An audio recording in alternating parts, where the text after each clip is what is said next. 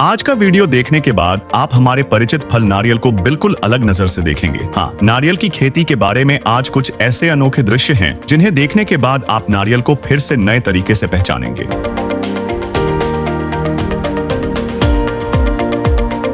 एक नारियल का पेड़ छोटा से बड़ा होकर उस पर नारियल आने में लगभग 3 से 6 साल का समय लेता है। और जब नारियल के पेड़ पर फूल आते हैं तो उनसे पूरी तरह पका हुआ नारियल बनने में लगभग 9 महीने लगते हैं। नारियल के पेड़ की एक खास बात यह है कि एक ही फूलों के गुच्छे में नर और मादा दोनों प्रकार के फूल होते हैं, लेकिन अधिक उत्पादन सुनिश्चित करने के लिए किसान नर फूलों को पहले ही काट देते हैं ताकि नियंत्रित तरीके से परागण किया जा सके। इसके बाद हाथ से या ब्रश की मदद से नर फूलों के पराग को मादा फूलों पर लगाया जाता है। इस तरह की मैन्युअल परागण प्रक्रिया से नारियल की पैदावार काफी बेहतर होती है। जब नारियल सूखने लगते हैं तब उन्हें पेड़ से उतारने का काम भी बेहद कुशलता से किया जाता है। कुछ लोग तो नंगे पैर ही 100 फीट ऊंचे पेड़ों पर चढ़ जाते हैं।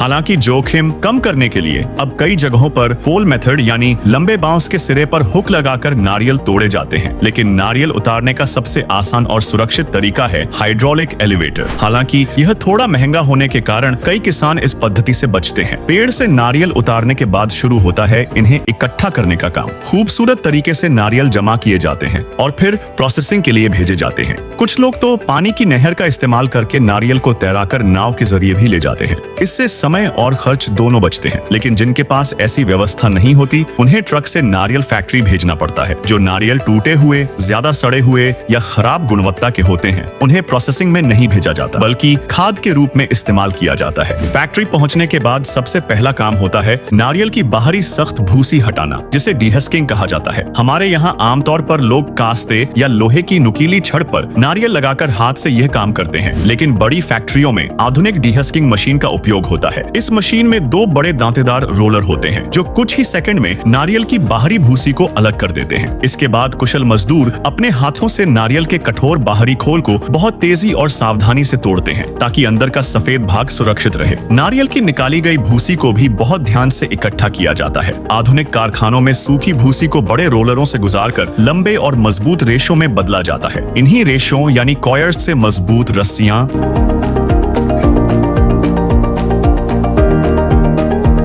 पायदान और जाल जैसी मैट बनाई जाती हैं। इतना ही नहीं, यही कॉयर अब जियोटेक्सटाइल के रूप में नदी कटाव रोकने और पहाड़ी भूस्खलन को रोकने में भी इस्तेमाल हो रहा है। यहाँ तक कि कई जगह सड़कों के निर्माण में मिट्टी की मजबूती बढ़ाने के लिए भी इसका उपयोग किया जाता है। इस तरह नारियल की यह फेंकी जाने वाली भूसी अब अरबों डॉलर के एक बड़े उद्योग में बदल चुकी है।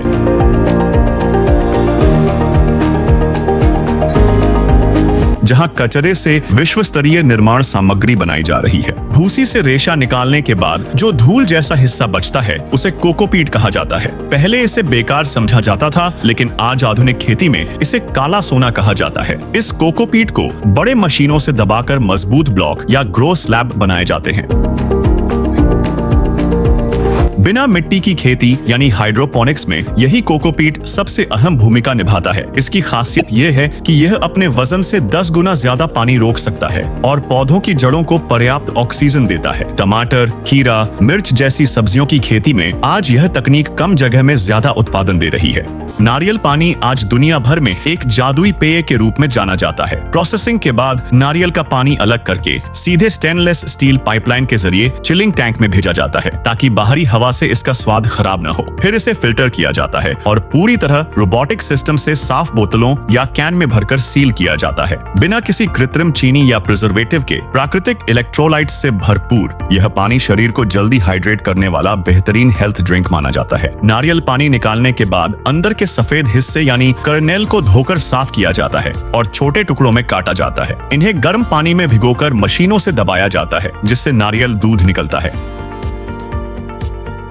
अगर कम पानी का उपयोग किया जाए तो गाढ़ी नारियल क्रीम बनती है। दूध और क्रीम को पाश्चराइज करके पैक किया जाता है ताकि सुरक्षित रूप से बाजार में भेजा जा सके। दूध निकालने के बाद जो सूखा हिस्सा बचता है उसे सुखाकर और पीसकर नारियल आटा बनाया जाता है। यह ग्लूटेन फ्री होने के कारण बेकरी में बहुत लोकप्रिय है और सूखे नारियल के टुकड़ों से डेसिकेटेड कोकोनट बनाया जाता है जो मिठाइयों और बेकिंग में खूब इस्तेमाल होता है। नारियल के सूखे गूदे को दबाकर जो तेल निकाला जाता है वही नारियल तेल है। इसका उपयोग सिर्फ खाना पकाने में ही नहीं बल्कि उद्योगों में भी बड़े पैमाने पर होता है। कुछ देशों में तो नारियल तेल से बायोजेट फ्यूल बनाने पर भी शोध चल रहा है जो भविष्य में ईंधन के क्षेत्र में एक नया विकल्प बन सकता है। आज का वीडियो देखने के बाद शायद आप नारियल को पहले जैसा साधारण फल नहीं मानेंगे। यह पूरी यात्रा नारियल को सिर्फ एक फल नहीं बल्कि एक संपूर्ण उद्योग बना चुकी है।